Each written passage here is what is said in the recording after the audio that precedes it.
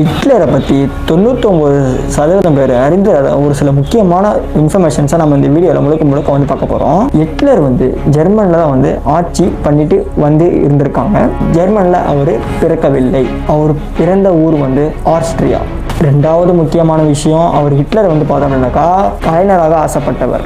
அவர் வீணா art அகாடமியில் அவர் சேரத்துக்கு try பண்ணியிருந்திருக்கார். But அவர் 2 முறை வந்து ரிஜெக்ட் செய்யப்பட்டு இருந்திருக்காரு. அதுக்கப்புறம் தான் அவர் அரசியல் பாதைக்கு வந்தார்.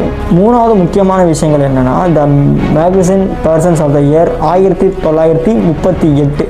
இதற்கான அர்த்தங்கள் வந்து இது அவார்டு ஃபங்க்ஷன்ஸோ இல்லை வந்து ஒரு பாராட்டு விழாவோ இல்லை.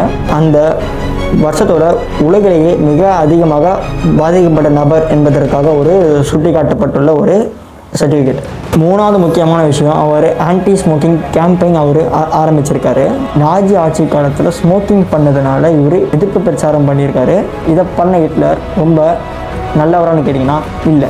பிகாஸ் அவர் ஆட்சி காலத்தில் 6 மில்லியன் யுத்தர்களை சாவடிச்சிருந்திருக்கார். Number 5, atom bomb மைத். ஜெர்மனியில் ஆட்டோ பாம் மைத் அப்படின்னு சொல்லக்கூடிய ஒரு விஷயத்த ஹிட்லர் தான் உருவாக்கினார் அப்படின்றத பலரும் நம்புகிறாங்க. உண்மையிலேயே அந்த திட்டம் அவருக்கு முன்னாடியிலேருந்தே ஒரு சிலர் வந்து பார்த்தா உருவாக்கியிருக்காங்க. ஆனால் ஹிட்லர் தான் வந்து பார்த்தோம்னாக்கா இந்த ஒரு விஷயத்த ஆட்டோ பாம் மைத் அப்படின்றத ஒரு பெரிய அளவில் வந்து சொல்லப்பட்டிருக்காரு. ஹிஸ்ட்ரியை நீங்கள் எல்லா பக்கமும் வந்து பார்க்கணும். ஸோ நீங்கள் ஒரே பக்கம் மட்டும் பார்த்துட்டு நீங்கள் டிசைட் பண்ணக்கூடாது. ஸோ ஹிட்லரோட ஹிஸ்ட்ரி நீங்கள் எடுத்து பாருங்கள். ஸோ உங்களுக்கு ஏதாவது டவுட்ஸ்னாக்கா என்கிட்ட சொல்லுங்கள். நான் அதுக்கேற்ற நான் வந்து ரீல்ஸ் எடுத்து போடுறேன். ஸோ கண்டிப்பாக நீங்கள் வந்து கமெண்ட் பண்ணிட்டு போங்க. அடுத்த வீடியோவில் நான் பார்க்குறேன். தேங்க்யூ.